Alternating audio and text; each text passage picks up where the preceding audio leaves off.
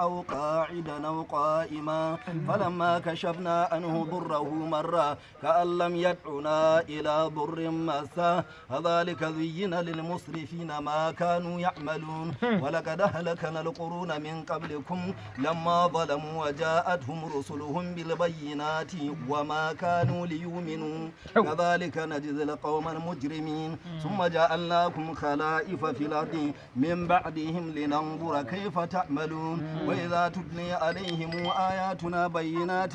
قال الذين لا يرجون لقاءنا ائت بقرآن غير هذا أو بدل قل ما يكون لي أن أبدله من تلقاء نفسي إن أتبع إلا ما يوحي إلي إني أخاف إن عصيت ربي عذاب يوم عظيم قل لو شاء الله ما تلوته عليكم ولا أدريكم به فقد لبثت فيكم عمرا من قبلي أفلا تعقلون فمن الظلم ممن افتري على الله كذبا أو كذب بآياتي إنه لا يفلح المجرمون ويعبدون من دون الله ما لا يضرهم ولا ينفعهم ويقولون هؤلاء شفعاؤنا عند الله ولا تنبئون الله بما لا يعلم في السماوات ولا في الأرض سبحانه وتعالى أما يشركون وما كان الناس إلا أمة واحدة فاختلفوا ولولا كلمة سبقت من ربك